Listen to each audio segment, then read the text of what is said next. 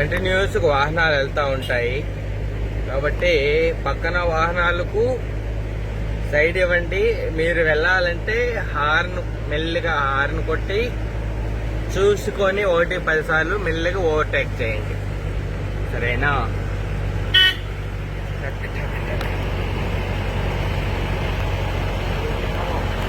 జై హనుమాన్, జై జై హనుమాన్.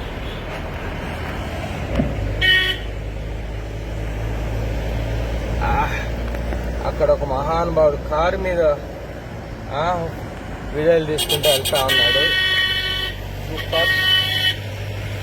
అది మాదిరిగా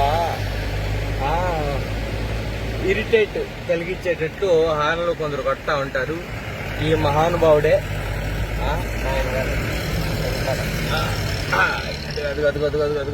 ఈయన ఎన్నిసార్లు ఎంత పెద్ద హార్న్ వేసుకొని కొడుతున్నాడు. కాబట్టి అంటే డ్రైవర్లు అంటే ఆల్రెడీగా ఎడ్యుకేషన్ ఉండదు వాళ్ళకు పెద్దగా.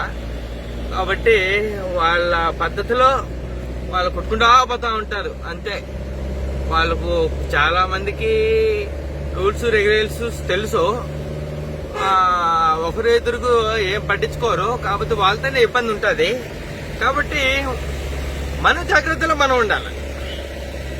ఎవరు ఎట్లా దూరుతారో మనకు తెలియదు. మనం ప్రాపర్గా డ్రైవింగ్ చేస్తా ఉన్నా కొందరు అడ్డంగా దూరేస్తూ ఉంటారు. అంటే వాళ్ళకి అమాయకత్వమో మూర్ఖత్వమో కాకపోతే ఇంకో అహంభావం ఇట్లాంటివి ఏదైనా కానీ మన జాగ్రత్తలో మనం ఉండాలి. సరేనా?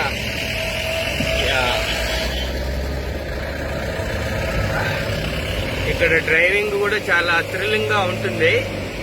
ఆ థ్రిల్లింగ్ కాస్త ఇంట్లో పెట్టేసేయండి. ఇక్కడకి వచ్చేటప్పుడు ఓపిక, శ్రద్ధ, భక్తితో రావాల.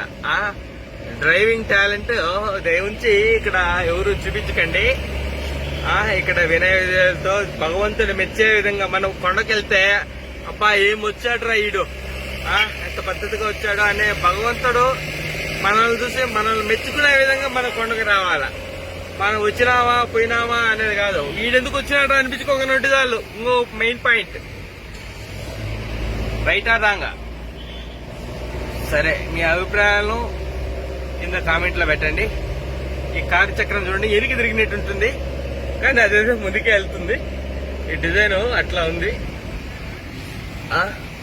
కాబట్టి కొండకొచ్చే బండికి బ్రేక్స్ కండిషన్ గా ఉండాలి. అన్ని కండిషన్ గా ఉండాలి. తరచుగా ఇక్కడ యాక్సిడెంట్లు జరుగుతూనే ఉంటాయి. అలానే వెహికల్స్ కూడా నిలిచిపోతా ఉంటాయి. పాత వెహికల్స్ ఒక్కోసారి కొత్తవి కూడా నిలిచిపోతాయి. కాకపోతే వాళ్ళకు తెలియక ఉంటుంది. బండి కూడా బాగా హీట్ ఎక్కుతుంది. ఓవర్గా రైడ్ చేయకూడదు. సరేనా? ఇట్లా ప్రకృతి దృశ్యాలను డ్రైవర్ మాత్రం దయవుంచి చూడకండి. పక్కన వాళ్ళు అబ్బబ్బబ్బా అంటూ ఉంటారు. కానీ మీరు చూసారనుకోండి అందరూ అబ్బా అనాల్సింది వస్తుంది మళ్ళీ. కాబట్టి జాగ్రత్త, జాగ్రత్త, మరీ జాగ్రత్త.